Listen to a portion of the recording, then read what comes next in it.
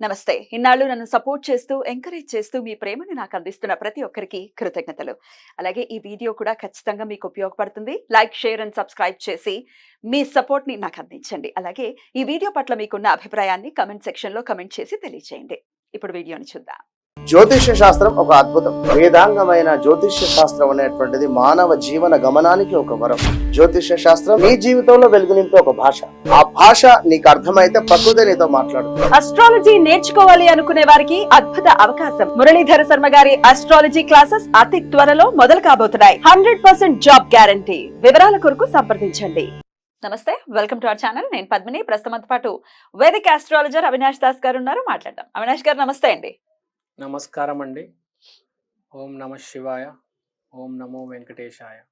ఏం చెప్పబోతున్నారు అవినాష్ గారు? కాలభైరవ అని రాశారు. అన్ని భైరవాలే. అన్ని భైరవాలే. ఉమ్. సో ఇప్పుడు భైరవ అంటే భయాన్ని పోగొట్టేవాడు భైరవుడు అని అనుకోవాలా? అంతే దాని మీనింగ్. భయాన్ని పోగొట్టేవాడు భైరవుడు. భయం ఏ మనిషికి ఉండదు నాకు చెప్పండి? అందరికీ ఉంటుంది. అందరికీ ఉంటుంది. కానీ భైరవుడు ఏమంటాడంటే భయం ఎవరికి ఉండకూడదు. ఉండకుండా ఎట్లా ఉంటుంది? ఉండకూడదు యాక్చువల్గా. ఎందుకంటే మన రాత ఆల్రెడీ రాసేసాడు దేవుడు. ఎప్పుడు ఏమవుతుంది, ఈరోజు ఇంత సంపాదిస్తాడు, ఈరోజు జాబ్ పోతుంది, ఈరోజు వ్యాపారంలో ₹1,00,00,000 సంపాదిస్తాడు, ఈ అమ్మాయితో పెళ్ళవుతుంది, వీడు పిల్లోడు స్టేట్ ఫస్ట్ ర్యాంక్ వస్తాడు, అన్ని ప్రతిదీ దేవుడు రాశాడు. భైరవ ఏమంటాడంటే మెయిన్గా వీళ్ళకి అధిపతి కాలభైరవుడు. మన రామ్ చరణ్ గారి సినిమాలో కూడా మగధీరాలు అనుకుంటా అతని పేరు భైరవ. సో ఇప్పుడు పాయింట్ ఏంటంటే దేనికి భయపడాడు భైరవ?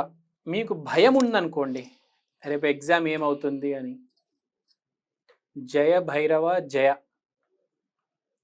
అదే ఎగ్జామ్ కాదు, ఇంకేదైనా ఉంది, ఫర్ ఎగ్జాంపుల్ ఏదో ఒక ప్రాబ్లం ఉంటుంది మనిషికి, శత్రు భయం ఉందనుకోండి, అప్పుడు శత్రు భయం ఉన్నా, కోర్టు కేసు ఉన్నా, అంటే ఫస్ట్ ఆఫ్ ఆల్ జీవితం ఈజీ అయిపోతుంది. He will except. చాలా మంది ఏం చేస్తారంటే ఎక్సెప్ట్ చేయలేరండి. అస్సలు ఇంత చిన్న తేడా వచ్చినా ఎక్సెప్ట్ చేయలేరండి. ఇంకా కొంతమంది అయితే ఎలక్షన్ ఓడిపోయిన వాళ్ళైతే జీవితాలు కింద మీద అయిపోతాయండి వాళ్ళవి. సెక్యూరిటీ లాగేస్తారు, గవర్నమెంట్ కారు లాగేస్తారు, డిప్రెషన్లోకి వెళ్ళిపోతారు కొంతమంది. ఈ రాజమర్యాదలు అన్నీ తగ్గిపోతే బాగా పెద్ద పెద్ద కుటుంబాలని డిప్రెషన్లోకి వెళ్ళిపోయి పిచ్చాలైపోతారు. మామూలు మనిషి కూడా, మిడిల్ క్లాస్ వాడు కూడా కొంచెం తేడా వచ్చింది అనుకోండి చాలా ప్రాబ్లం వస్తుందండి. వాడికి ఏదో కారు ఉంటుంది, అది కొంచెం పాతబడింది, వేరే వాళ్ళు ఎక్కిరించడం మొదలెట్టాడు అనుకోండి, భయం వేసేస్తుంది. ఆఫీస్లో బాస్ ఒక మాట అన్నాడు అనుకోండి, భయం వేసేస్తుంది. మెయిన్గా చిన్నపిల్లలు, టీనేజర్స్లో ఎక్కువ ఈ మధ్య భయం. ఎగ్జామ్ పాస్ కాకపోతే, నా ప్రేమ సక్సెస్ అవ్వకపోతే అన్నీ తీసేస్తాడండి. అసలు భయంకరమైన ధైర్యం, డేర్ డెవిల్, ద మాన్స్టర్, రాక్షసుడు. ఇప్పుడు రావణాసుడికి ఎంత కాన్ఫిడెన్స్ ఉంది. అంత కూడా ఉండకూడదు ఓవర్ కాన్ఫిడెన్స్. అంటే మీరు ధర్మ confidence, I mean to say అంత కాన్ఫిడెన్స్ ఇస్తాడు. ఇప్పుడు మనిషి అన్నాగా ఓడిపోతాడండి. ఇప్పుడు నేను రాముడు గురించి బేసిక్గా ఎగ్జాంపుల్ చెప్పాను. మనిషి అన్నవాడు ఓడిపోతాడు, గెలుస్తాడా? 99% మనిషి అన్నవాడు ఓడిపోతాడు, 1% గెలుస్తాడు. దాని గురించే మాట్లాడుతూ ఉంటాడు. కానీ ఫెయిలియర్ వస్తుంది కదా 99%, అప్పుడు భయపడతాడండి.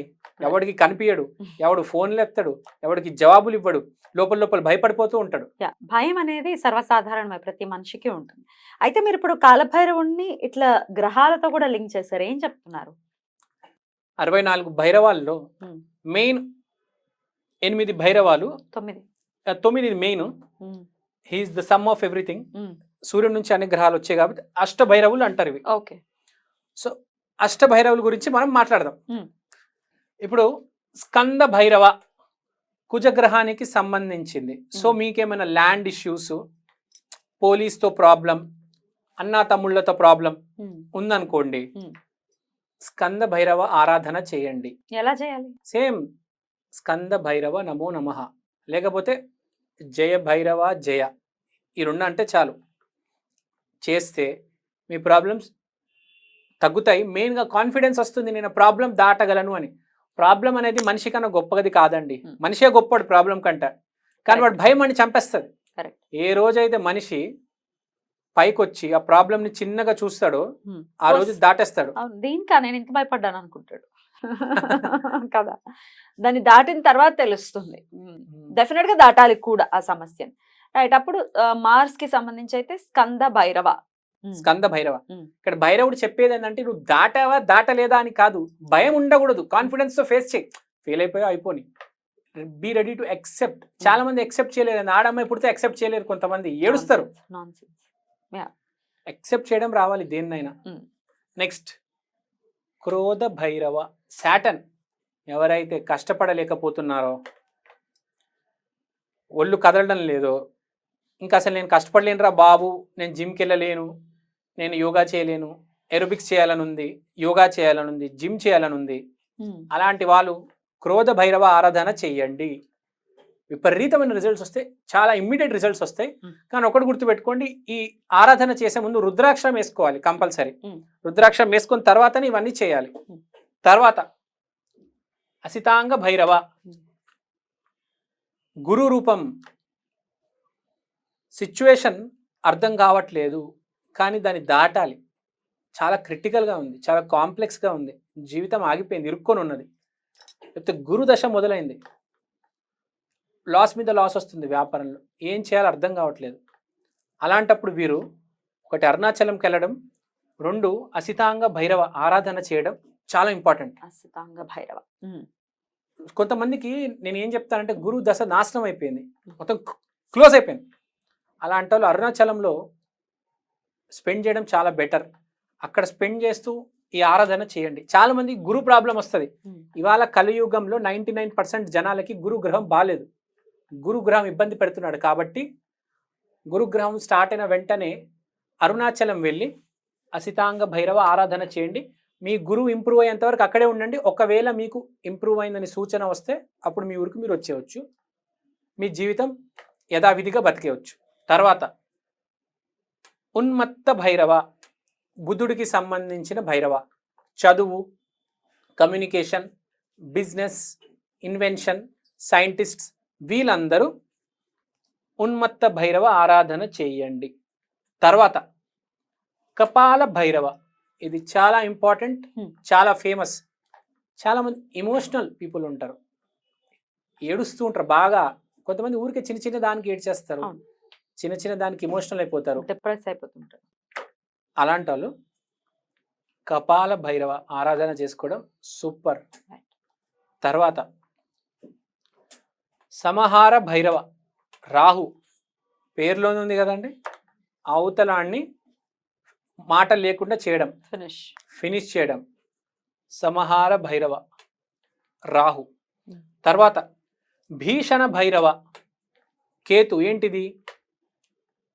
ఏదైనా ప్రాబ్లం చాలా క్రిటికల్గా ఉంది, భార్యను భర్తను విపరీతంగా వేధిస్తున్నారు, లేకపోతే తండ్రి విపరీతంగా వేధిస్తున్నాడు, సమ్మన్ దాని నుంచి బయట ఎలా పడాలి?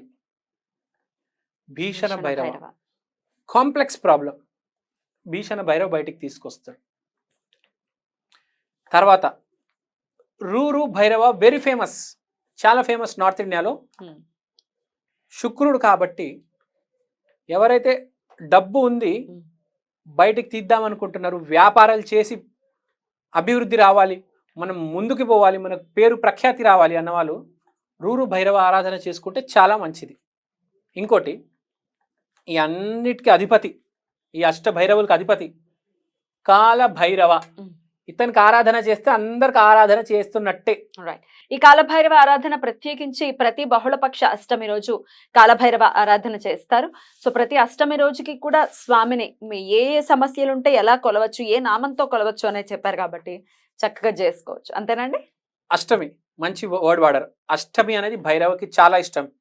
ఏ ఆరాధన అయినా అష్టమి రోజు మీరు మొదలు పెడితే అద్భుతంగా ఉంటుంది. ఐ మీన్ టు సే, ఇంకోటి, భైరవ ఆరాధన అనేది ఓన్లీ బటుక భైరవ ఆరాధన మాత్రమే ఇంట్లో చేసుకోవాలి. ఈ ఆరాధనలు ఇంట్లో చేసుకోకూడదు, Hmm. బయట టెంపుల్లో Hmm. లేకపోతే ఎక్కడైనా బయట పార్క్లో చేసుకోండి, మీ ఇంట్లో మాత్రం చేసుకోవద్దు. ఇంట్లో ఓన్లీ బటుక భైరవ ఆరాధన is allowed. Hmm. Super speed results వస్తాయండి. Right. ఈ రోజుల్లో Hmm. కలియుగంలో సౌమ్య దేవతల కంటే ఉగ్ర దేవతలు రిజల్ట్స్ ఫాస్ట్గా వస్తున్నాయి. 30 years తర్వాత అసలు సౌమ్య దేవతలను ఎవరు పూజించరు, చాలా తక్కువ అయిపోతుంది. ఇది నా ప్రిడిక్షన్. Hmm. మొత్తం ఉగ్ర దేవతలే, ఎందుకంటే ప్రాబ్లమ్స్ ఎక్కువ ఉన్నాయి. Hmm. ఎవరికైతే ప్రాబ్లమ్స్ లేవో Solutions కూడా కావాలి. సొల్యూషన్స్ కూడా కావాలి. రైట్. అష్టమి తిథికి భైరవుడు అనుగ్రహంతో ఆ సమస్యల నుంచి బయటపడాలని మనస్ఫూర్తిగా కోరుకుంటూ కృతజ్ఞతలండి. Thank you. నమస్తే. నమస్తే.